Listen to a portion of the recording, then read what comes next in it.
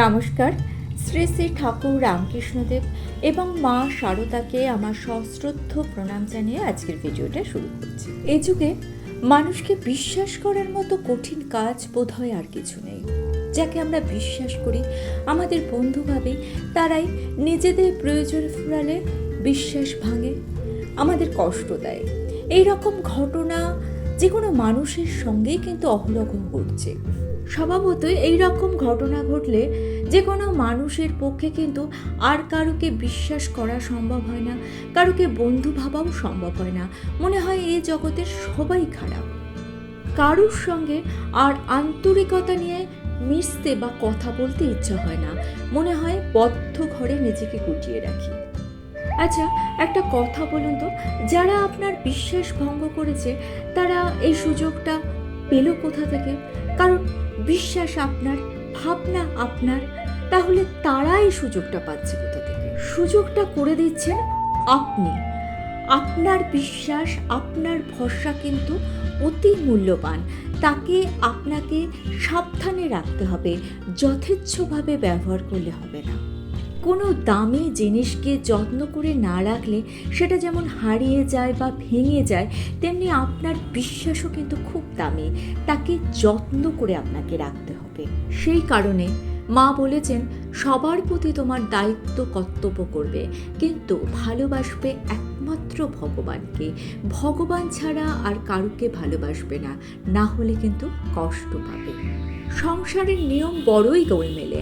আপনার বন্ধু সেজে কে আপনার ক্ষতি করছে সেটা বোঝা আপনার পক্ষে খুবই মুশকিল। যাকে আপনি সবচেয়ে প্রিয় মানুষ ভাবছেন, যে আপনার সঙ্গে সুমধুর কথা বলে আপনার মন জয় করার চেষ্টা করছে, তিনি কি সত্যি আপনার কথা চিন্তা করে? সেই বিচার আপনি কখনোই করতে পারবেন না। সত্যিকারের বন্ধু কে, এই ভাবনা যদি আপনি ভাবতে চান, তাহলে কোনো কুল কিনারে আপনি পাবেন না। তাহলে আপনি কি করবেন? আপনি ঈশ্বরের উপর নির্ভর করে থাকুন। যদি আপনি ঈশ্বরের উপর নির্ভর করতে পারেন, তাহলে ঈশ্বরই সঠিক সময় সঠিক মানুষটিকে আপনার কাছে এনে দেন। সময় বড়ই বিচিত্র। সময় যেমন বড় শিক্ষক, তেমনি সময়ই কিন্তু বড় বিচারক। দুঃখের সাগরে ডুবে থাকা মানুষটিকে সুখের সন্ধান দিতে পারে একমাত্র সময়। এ প্রসঙ্গে একটি ঘটনা বলি। 1885 সালের 13ই জুন ঠাকুরের কাছে এসেছিলেন সুখাতুরা একজন মা। পরবর্তীকালে যিনি গোলাপ মা নামে রামকৃষ্ণদেবের ভক্তমণ্ডলীতে পরিচিত হয়েছিলেন। কিছুদিন আগে তার একমাত্র কন্যার মৃত্যু হয়েছিল। তিনি এসেছিলেন ঠাকুরের কাছে সান্ত্বনা পেতে। ঠাকুর তাকে একটি গল্প বলেছিলেন।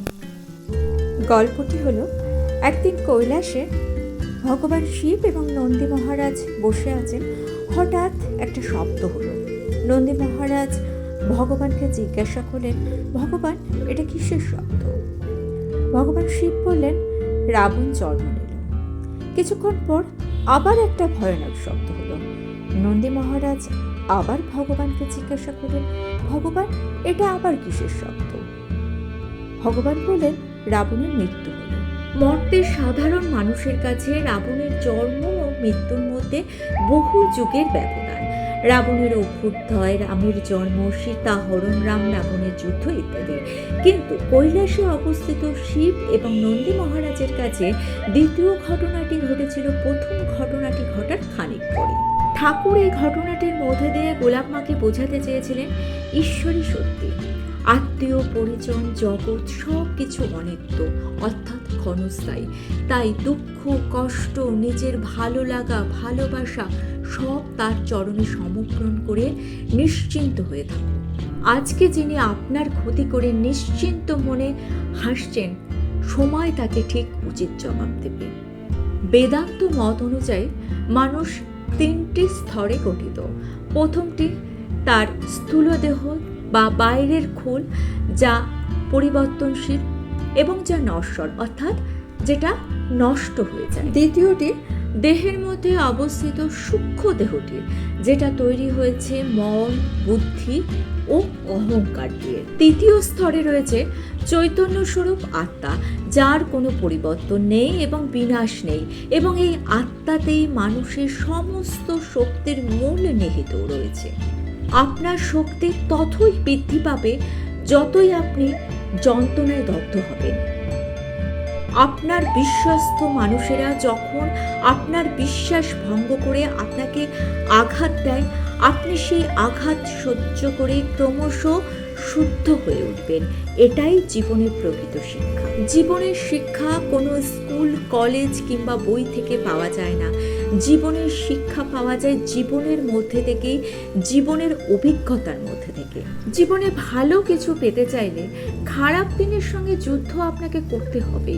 বিনা যুদ্ধে, বিনা পরিশ্রমে কিচ্ছু পাওয়া যায় না। এটা প্রত্যেকটা মানুষের প্রত্যেক দিনের বাস্তব কথা।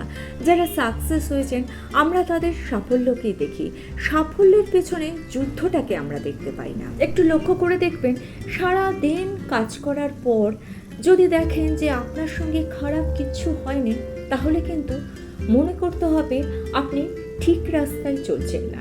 আপনি যদি সঠিক পথে চলেন, সৎ পথে চলেন, তাহলে আপনার পথে কিন্তু বাধা আসবেই। আর জীবনের এই যুদ্ধে আপনি কারোকে কিন্তু সঙ্গে পাবেন না। আপনি যখন সফল হয়ে যাবেন তখন দেখবেন আপনার আশেপাশে অনেক লোক আপনার সাফল্যের অংশীদার অনেক হবে, কিন্তু আপনার ব্যর্থতার অংশীদার কেউ হবে না।